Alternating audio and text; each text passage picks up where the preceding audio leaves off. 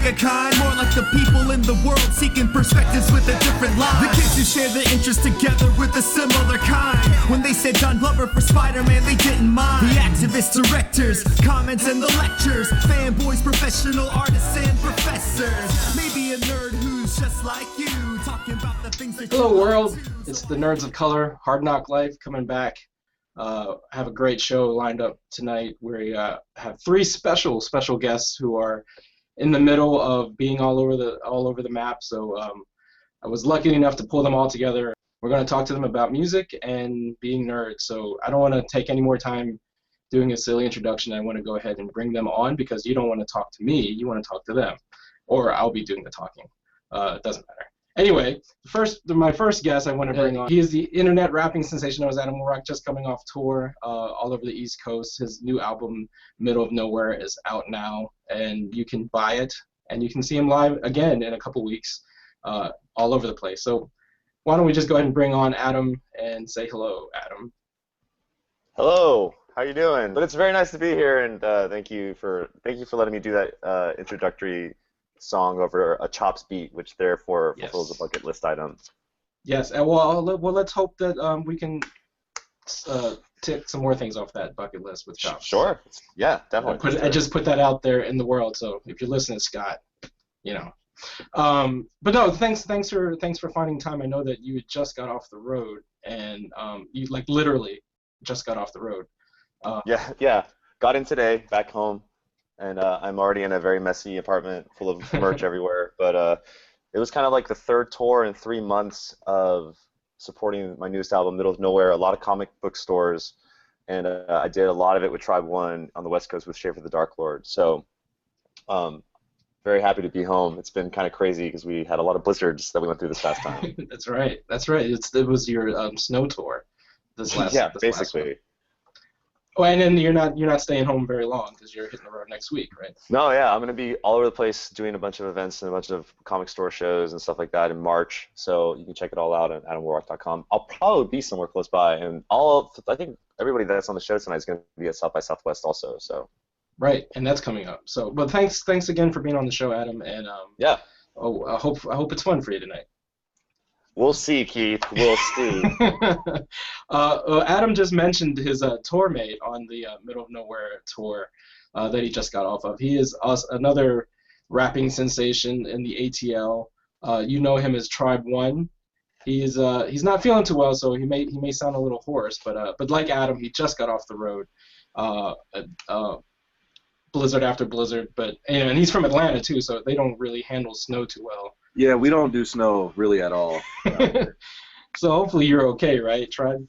Yeah. You know, it did the courtesy of melting before I got home, so you know, it didn't affect me at all. Yeah. So when you were up here in the Northeast and saw all of this white powder falling from the sky, did you freak out and crash Adam's car, or nothing like that happened? Well, luckily he was driving at the time. Otherwise, I would have thought that the gods were punishing us for something that we had done. How's it feel to be back home after being in hotel room after hotel room with Adam? It almost is like not real. Like I've been home for just over 24 hours, and that's like the longest I've been anywhere for like 3 months. Right, and like Adam, you're about to hit what the road an too. Existential. It's a philosophical show. You're going to do some shows with Adam. Yeah, we got another one-off date in Denton, Texas, at University of North Texas, and then I'm going to be meeting up with WarRock and our other special guest in South by Southwest in March. Good segue, Tribe. You should host the show. I'm on my game tonight, guys. As Tribe so eloquently mentioned, our third and final guest is another special person. He's the other rapping internet sensation on the show. There's a theme to tonight's show if you haven't guessed. He is the rapper known as Random, a.k.a. Mega Ran, straight out of Phoenix by way of Philadelphia. Welcome to the show, Mega Ran. Hey, what's up, everybody? And Keith, thanks for having me, man. Thank you for being on the show. I was very stoked that you were willing and able to be on tonight. So I know that you said you're like taking a break from from recording to be here. So I appreciate that. No problem, man. I'm happy to do it. So. Well, we'll go ahead and get started because one of the reasons I wanted you on the show, Rand, is you've launched a little collective, as it were, that a few weeks ago that means a lot to our particular collective, the Nerds of Color. And can you talk a little bit about what the NPCC is and how that got started? It just got started. I think the seeds were planted around Nerdapalooza. I was hanging out down there with a bunch of guys, and I happened to meet a wrestler, a guy by the name of Xavier Woods, who was in Florida. He's from there, and he was hanging out, and he wound up coming to the Nerdapalooza show, and we went to Dave & Buster's and had a really good time. And just in the midst of conversation, he's like, I really want to put something together where, Nerds of Color can, kind of feel like they can belong to something. And I was like, well, I'm sure there's a lot of, places like that. And he's like, well, yeah, but I want to build something with, with athletes, with musicians, with, regular folks, as well as people who have these quote unquote desirable positions in society where you don't normally see nerds at, and I guess rappers, wrestlers, right, NFL players, things like that, where these are the desired, I guess, positions for a lot of our youth. And so he wanted to get a lot of people of influence together, and I thought it was a great idea, and we've just been chopping it up for a very long time about it, and then it came together. It's something that's still building. It's very much in its infancy, but and I think the potential for something like that is limitless. And then when I see things like, with like the NOC, I feel like we're working for the same goal, and we're working hand in hand. So I really am happy that you were one of the first people actually to hit me up and like, yo, man, like this is what's up, like this is what we're doing. Right.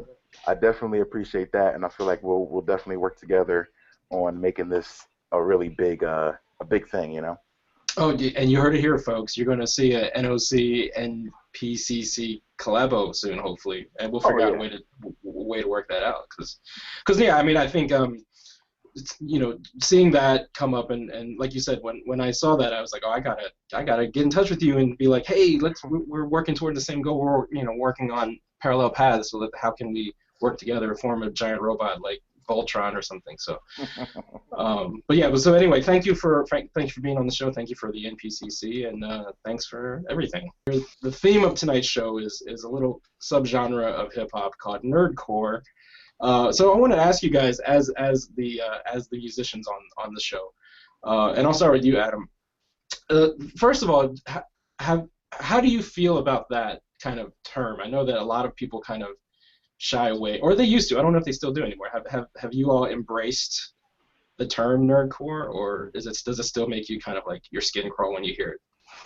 It's like there's a very complex relationship I think we all have with it that always, I think, started out with a lot of us just making music the way we wanted to make it when we first started making the music that we do now. And I don't know if Random knew nerdcore very well, but I know Tribe and I did not.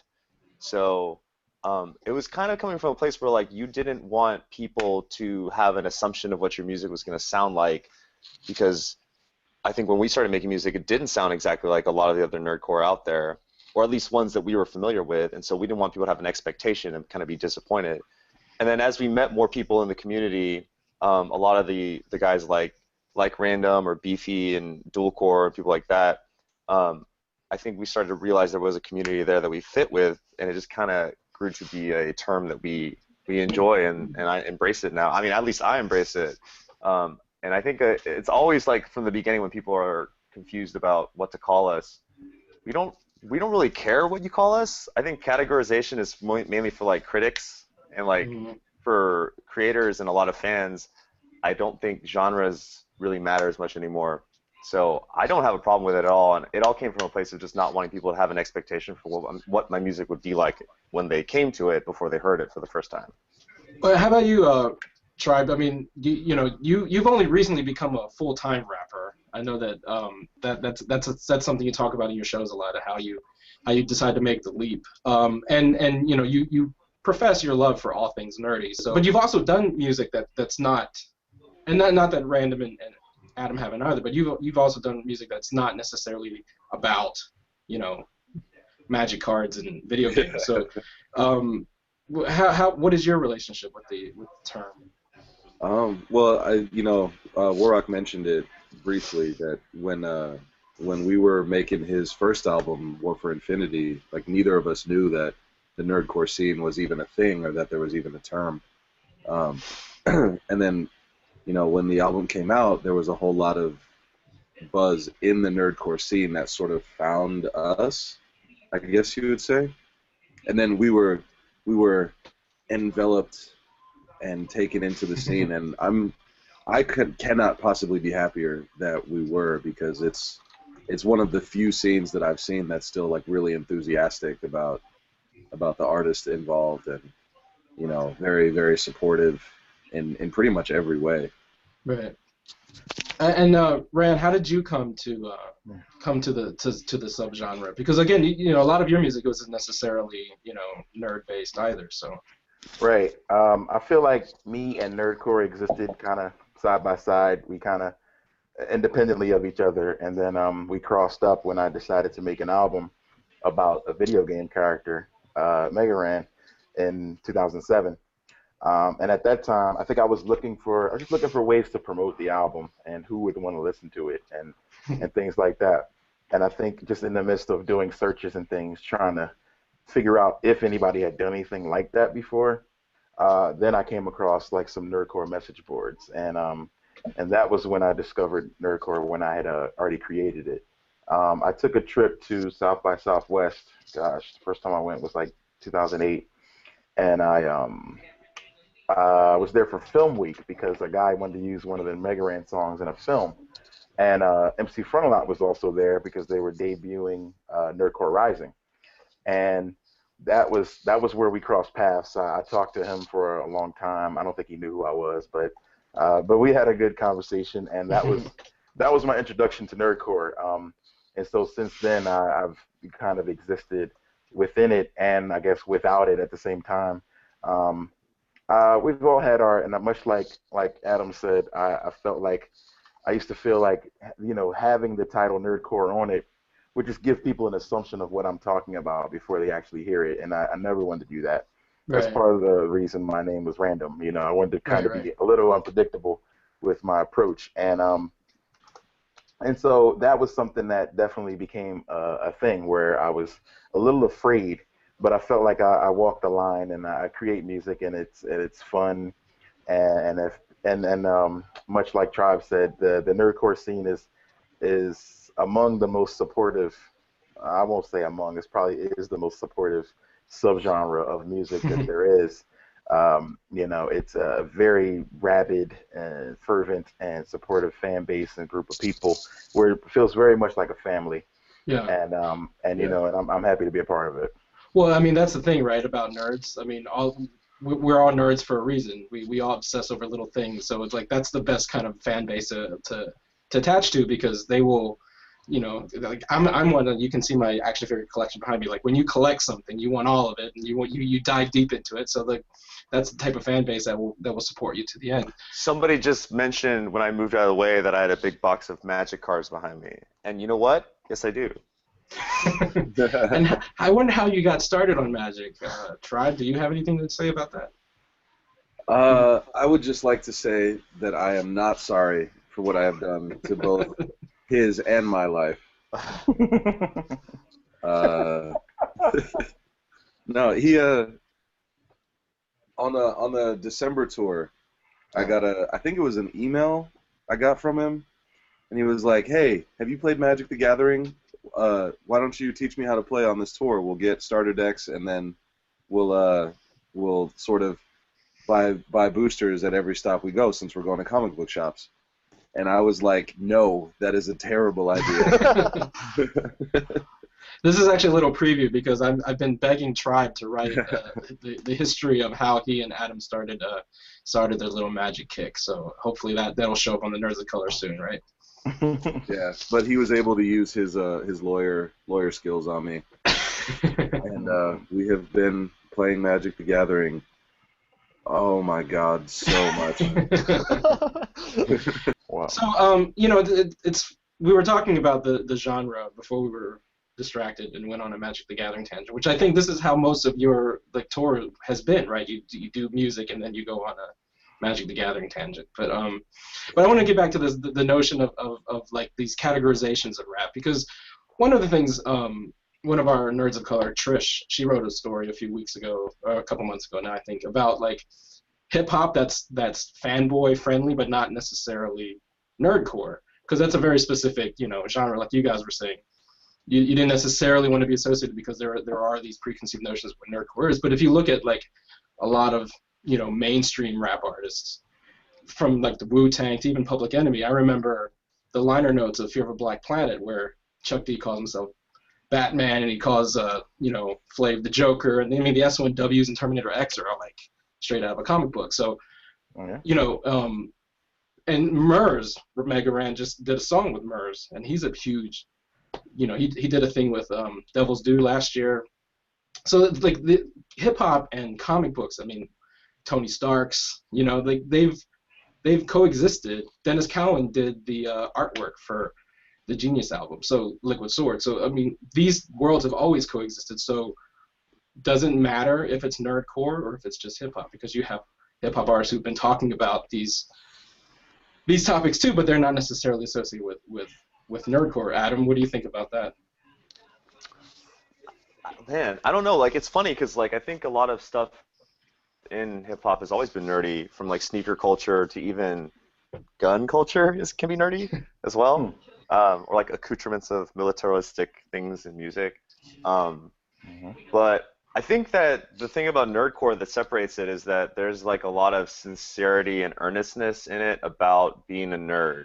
Right. Whereas the other acts that you just mentioned might not actually have a problem with being a nerd, like personally, but they still kind of engage in this,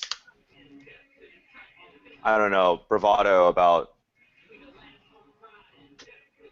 I don't know what the word is, but like we don't. There's definitely an obsession with persona in mainstream, like non-nerdcore rap. That, I mean, I think it was a while ago. I think WarRock was joking on Facebook that Will Smith was like the original nerdcore rapper, right? Because I mean, look at I think it was it Parents Just Don't, was it he's the DJ, or was it Rock the House that he had the song about Freddie? The Nightmare on My Street. I mean, like that's one of those. I mean, I was a kid when that came out, so I remember that song and being like, oh, he's rapping about stuff that's not like that other people aren't necessarily rapping about, and you don't get more earnest than Will Smith. So is Will Smith and he's from Philly, right, Rand? So yeah, he's like my hero. Nobody better not say nothing bad about Will Smith. No.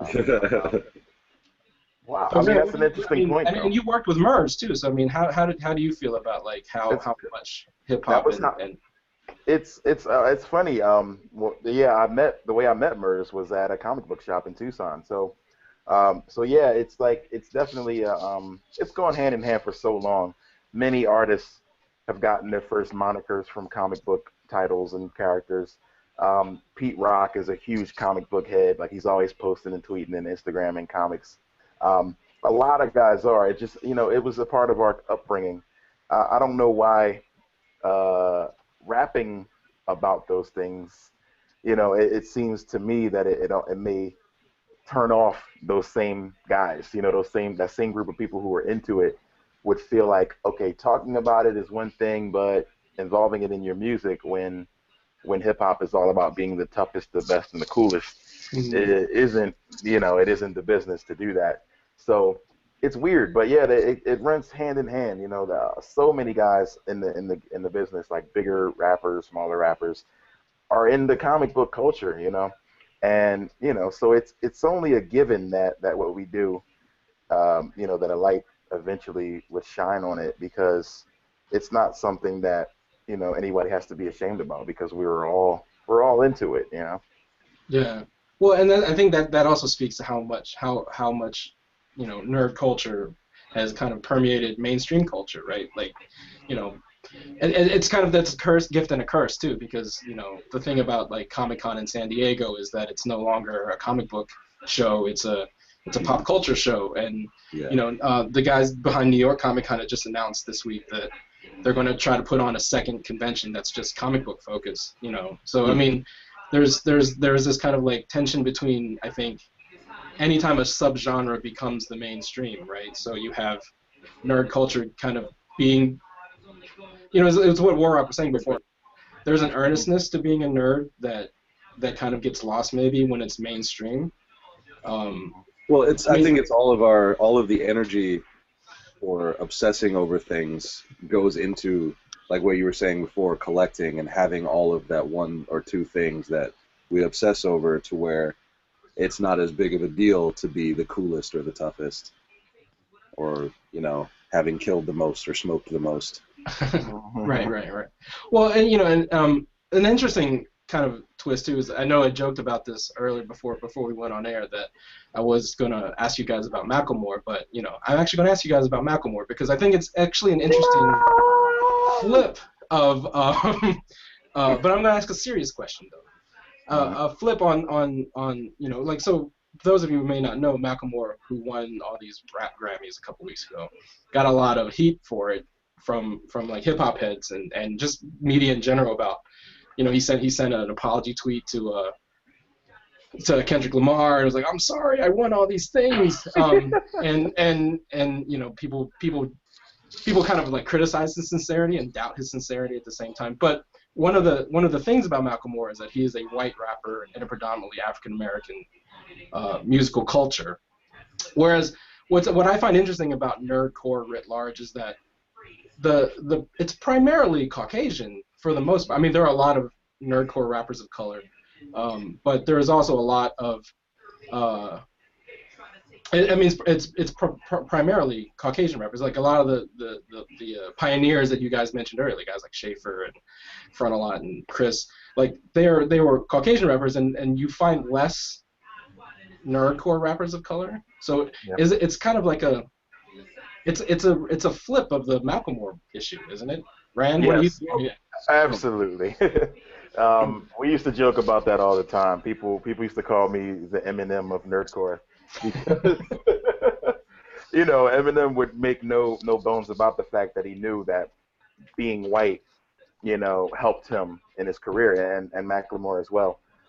So yeah, we would joke about it, and people would be like, "Man, maybe that's why this is working for you. People respect you so much because you're different," you know. And it's like, it sounds ridiculous, but and I don't know. I don't think about it at all. I have a song though that I'm working on for my new album about that, and I feel like that's one issue I've never ever touched. And and so I do want to talk about it a little bit, just to address the elephant in the room. You know, I talk about it a little bit from stage, a little bit. I have fun with it, like, oh my gosh, Right. I'm black. Oh snap. You know, like, but I wanted to touch on the Macklemore thing a little bit. I find it hilarious and ridiculous, all the hate that Macklemore has gotten. I think it's completely ridiculous. But and it's only because me personally, as a guy who's been rapping and performing for a long time, I played a show with Macklemore back in like 2006 to like 40 people in Philadelphia. So to see his growth, I'm nothing but proud and excited about that, you know. So then that's maybe just because of what I've experienced and seeing that, and knowing how hard it is to get 100 people, let alone 400 people, to get into what you're doing. So I'm nothing but happy about his success. But I do feel like, you know, the text thing was a little bit weird. but let's address, like, but the actual, I find it hilarious that hip hop in general has decided to view him as the enemy when he is 100%, maybe not anymore, but at least started as 100% independent and single-handedly broke the system. Right. Well, and I don't see how anybody could have a problem with that. Well, but that's also, I think, maybe what's threatening about Macklemore too. I mean, because I think where you guys maybe identify is, like you said, the indie rap aspect. Because you guys may be nerdcore, but on top of that, you guys are indie, right? I mean, absolutely. So to be able to do that without to do what he's done without a major label behind it. Kendrick Lamar is a talented MC, but let's not act like the reason why he's popular does not have to do with his cosigns. Like, I mean, if it wasn't for Dr. Dre, like, we wouldn't hear he'd be another dope rapper from LA. Like, there's a million dope rappers in LA, and I'm not taking anything away from Kendrick Lamar, but I look at it. You can always Instagram an apology later. Yeah, I can do that. But I feel like this is a guy with a cosign versus a completely independent guy. But because of the race thing, we decide to flip and root for the other side instead of the side. I mean, I don't know how we could ever root against an indie rapper making it and being successful. I don't see how we can root against that. But, you know, it is what it is. But, yeah, I find that whole fight ridiculous because just because of that reason. That's all. That's all I want to say. One of the things I was talking to Tribe and Ran about was the kind of interesting flip about how nerdcore rap is compared to like the rest of rap culture, and that the audience in main rap culture is primarily white too, but like the acts and the audience of nerdcore is primarily white, and being rappers of color in that space, how you know, you addressed. I know that before you revealed who you were underneath the Adam WarRock guys, people didn't even know you were Asian when you first came out. So people still don't know that I'm Asian sometimes, which is even at shows. That's weird. You're Asian? Yeah. Wait a minute. You're Asian? Hold up. The YouTube comment racial epithets would have you believe I'm otherwise. So. What part of Asia is WarRock from? That doesn't sound like there is an actual Adam WarRock who's like Vietnamese on Facebook, and I feel really bad for him that I've ruined his SEO for the rest of his life. But I don't know. We talked about this before in a lot of contexts about being, because I get this question a lot in interviews. You know, people are like, "Do you get any is it harder for you because you're not like a black rapper, or is it harder for you because you're not like a white indie rapper or something?" I'm just like, no. Like, I think most people kind of just look at you and they just go, "Man, I hope you don't suck. Like, I hope you're good." And then you hopefully do the best. Because I don't think I've ever really gone to a show where I've been like, "Oh man, looking at someone's ethnicity, it's just kind of like there's so many bad rappers and so many bad performers. I don't care what you look like or what race you are. Just be interesting for the love of God, and I will be all about whoever you are and whatever your identity is." I don't. You probably did it for Phil, but you came out with the song "Angry Asian Man." Did you ever get any kind of pushback on what do you have to be angry about? You're Asian. No, I don't. I think mostly it was people took that song to be really rallying for Asian causes, and the hilarious irony of that is that song is basically not. Yeah, it's telling them that I'm not, and that's why Phil and angryasianman.com site is awesome, because you need people like Phil to do that. But I think that it's a lot of times they'll always want you to be somewhat of a representative of whatever ethnicity you are, and I think a lot of us grew up in a very diverse city with very diverse influences all over the map, and we just make rap music because we grew up in a generation where hip-hop was the dominant popular culture, and that's just the only reason why. I mean, it's influenced slang and pop music of every kind, so, and fashion and all this stuff, so it's not really about ethnicity as much as it is about just the fact that hip-hop is so dominant. Yeah, well, I mean, there's definitely, this kind of ties into what we were talking about earlier as far as how nerd culture has kind of invaded or taken over mainstream popular culture, that films and television and everything is kind of either based on a comic book or has the kind of ephemera of a comic book. And the same can be said about hip-hop. I mean, there was a time when rappers used to protest the Grammys for not showing the hip-hop award, and now it's the opposite. Now you have white people complaining that there's too much hip hop at the Grammys. So it's just interesting how these this is always the case when a subculture becomes the main culture. How do you negotiate the differences between the two? Tribe, I know that hip hop is a major factor in your life. How do you see that kind of cultural negotiation going on? No, it's weird.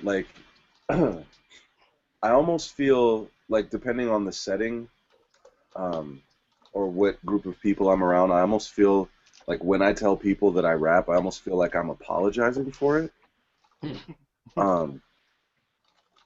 Or I'm like having to say I rap, but it's not like the rap that you're thinking of.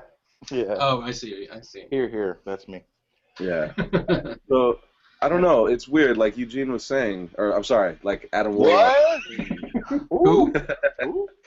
It is the dominant cultural force, and it has been for years, decades even. But there's still a kind of hesitance to acknowledge it, really. Mm-hmm. One thing that we get a lot of times, or I get, is that people are like, "There's no place for rap music in comics. There's no place for rap music in this nerd whatever niche it is." And it's funny because like a lot of times when somebody says that, you're basically having like an insidious racism in it, right? Yeah. Because like you don't have a problem with folk bands doing nerd music. You don't have a problem with punk or pop bands doing comic book music. You have a problem with this predominantly black music that is, has a stigma attached to it from the 90s, like a very traditional stigma, being in this place where you feel safe. And I think that a lot of times that's another thing that we have to combat with, because we go to a place and we say we're rappers, and they're going to go, ugh, like it's going to be so aggressive and misogynistic and all that stuff. And I think that's another reason why we as nerdcore artists get really, really angry when people represent the worst parts of rap in nerdcore culture, because then people are all going to think that's all what we do. Well, no, but that's an interesting point that you bring up, though, because I'm sure you've gotten that. Even people who may like your music be like, oh, your music's really great because I hate all rap except for your you. Right, it's like a backhanded compliment, isn't it? Yeah, it's not really. Yeah, it's kind of like you're kind of hating on this huge part of my life that is really meaningful. Oh man, I just remembered a compliment that Adam WarRock was given on this last tour. Oh yeah. They're like, please share. They're like, man, you're the second best Asian rapper. And I said, oh, who's the first? And she went, the RZA. And then she kind of looked at me like, get it? And I was just like, okay, like, I'll take that, I guess. I was like, it's a really weird. That's the best compliment. Yeah, I guess. I mean, so. The RZA, I love the RZA, but it's just like, why do you have to qualify it? Why can't you just say I really like your music? It's that negotiation when you've come from a subgroup and become part of the main group, and I think that's true of nerd culture too. That nerds who have, for so many years been on the margins of society are now like thrust in the spotlight at a thing like a Comic-Con. Where you have shows like Heroes of Cosplay on, major national networks. But there's also, there's that they're mainstream, but there's also this kind of like, you still have them at a distance because you still like there's still a very specific stereotype about nerds, and how do you negotiate being mainstream and being marginalized? Man, this is like a very complex tiered question that I'm well, trying to, I could ask you how much money you make. We could okay. $2 million. Well, I think it's like I'm trying to think of like the whole like, because I'm trying to think about Jay-Z, right?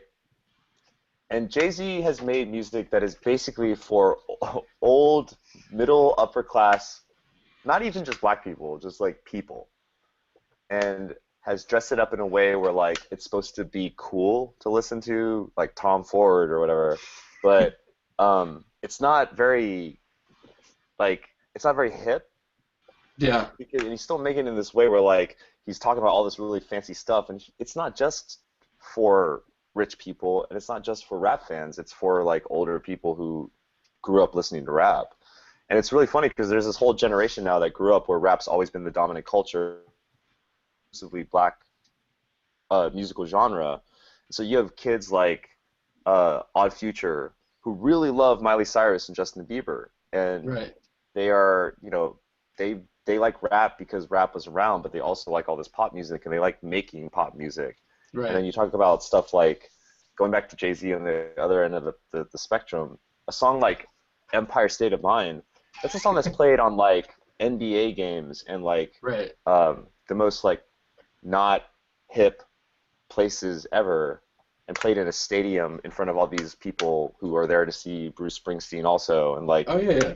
it's just kind of like, I think that there's less of a concern about genres being like, it's not cool to be rap anymore. It's just cool to have something, music that sounds different. So you have bands like Death Grips or Odd Future, people that make different kind of sounding music Right. that interests you beyond just making it rap, because being rap is not, it's kind of lame now.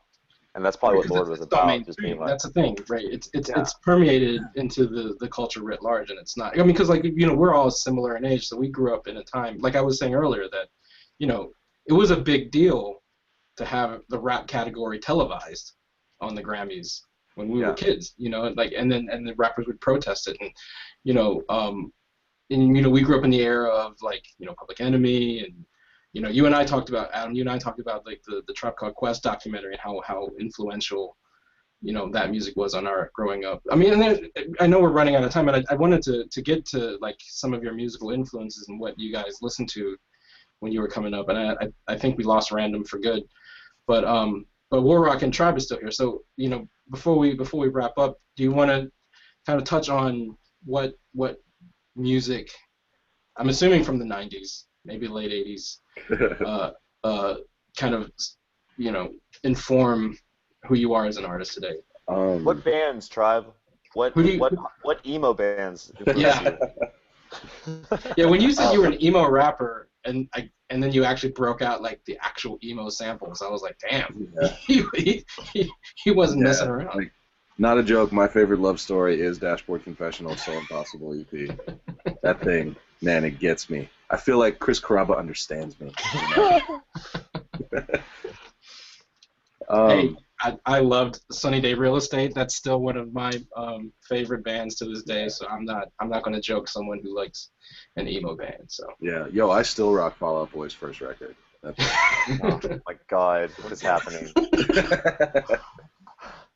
yeah, I did listen to a lot of punk when I was in high school, like No Use for a Name and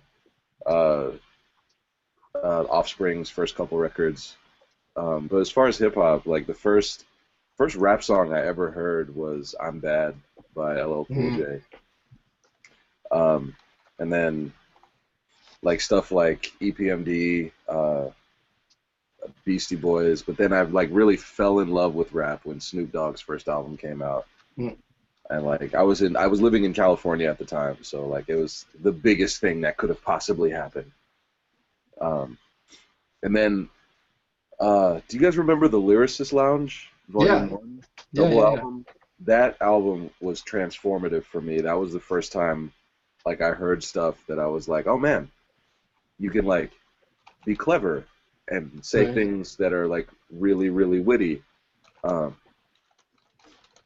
then Eminem's first album, like I had never heard rapping like that before, and it was huge as far as influencing my writing style. Right. And what about you, WarRock? Do you have a couple artists you could tick off just as far as I'm not saying that you sound like them, but that definitely. I got huge into like Wu-Tang Clan and Redman and MOP when I was in high school, but then I went to high school in Columbus, Ohio at the Ohio State University, and there was a really thriving hip-hop scene there. That was where RJD2 started. That's where Megahertz and Illogic and Weightless Records was there, also in Cincinnati, and Mr. Dibbs was in Cincinnati. So there was like an amazing hip-hop scene, and I was lucky enough to be around all these record stores that would always stock the indie hip-hop section with just like every single Rhymesayers, Def Jux, Project Load, like any album that you could think of that was a classic early 2000s indie underground album. Like I would buy one a week, and I would just buy it at random, and I ended up finding all these groups like Haiku d'Etat or things like that. Nice. And then also like Atmosphere and Sage Francis and people like that, and Black Star were really big influences on me as well. But it was just like being in such an awesome atmosphere where everybody came through touring and there was always shows. and there's always music happening. It was really cool to see, and there's always performance happening, which was the thing. Like there were open mic hip hop nights that weren't just battle open mics. They were like perform open mics and like spoken word and songs. And there was like always hip hop DJ battles going on and a huge b-boy culture there in Columbus, Ohio, which no one ever thinks is a place that is a thriving hip hop cultural center. But right. That's pretty much where it all started. And I started doing spoken word and I started doing hip hop around this very performative community that was full of a bunch of people who I don't even remember their names, and I will never ever see them ever again. But that was kind of the big thing back then. Well, I mean, and I wish Random was here to talk about coming up in Philly, because I know it's, talking about cities that have thriving hip hop scenes. Philadelphia is definitely one of them. But we're going to have to leave it at that. I want to thank my dope panel of guests. Random, who's out in Phoenix, who's probably now heading toward an airplane to go on tour. He texted me, and his battery died on his laptop. Okay. So, that's where his battery died. He said this conversation is boring. But I want to many thanks to Random. You can catch him on tour all over the country. Just go to his website, megaran.com. His album, The Blur Bomber, is now available to download. And then the song that he just did with Murs is also a free download on his website. Tribe One, thank you. Thank you for having me, man. Thank you for being on the show. You can catch him on tour next month, as well as at South by Southwest. His album, Malibu Shark Attack, is coming out soon. Yes, in May. In May of 2014. So you go to Malibu Shark Attack's Facebook page and find out more. I think a song just came out a few days ago. A single just came out, or is it coming out? We have one coming out called Better Off as Friends, but there is one currently out. On iTunes, Spotify, Google, all that stuff, called Doing It Wrong. So you can check it out. Yeah, and then you just find Tribe One on the web and on Twitter at Tribe1, WON. And last but not least, many thanks to Adam WarRock. He's also going to be on tour in like a couple hours after he catches a nap. He's going to hit the road once again. He'll also be at South by Southwest. You're going to be a couple other, like Rutgers Geek Week coming up in the spring. Yeah, I'm gonna be at University of North Texas Denton GeekOn, where Tribe One will also be. We'll be at South by Southwest. We'll be at Rutgers Geek Week, and then I'll be at a bunch of comic stores and a bunch of venues here and there across the middle U.S. and then the southeast up the East Coast. So you can check it all out on AdamWarRock.com. And yeah, I mean, like, we literally just finished basically three straight months of touring. And hitting every single region. Yeah, well, sort of, not really. I'm not going to be home a single day in the month of March. Hooray! Also, Adam's album, The Middle of Nowhere, is available now. You can find it on the interwebs at AdamWarRock.com, and it's available on iTunes, or no? All that stuff, everywhere. Spotify, listen to it. Torrent it, steal it, I don't care. Seriously. Just put it in your ear holes. Please steal it. Just give it to friends for free. It's all good. I just want people to listen to it. Doesn't matter. Steal it. But steal it, but then catch Adam on the road at a show or comic book shop near you. Exactly. And buy a lot of merch. But anyway, thank you guys for being on the show. I had a great time, and I hope you guys had a good time watching it. See you next time. Yeah. Peace. Thanks again. Are we out?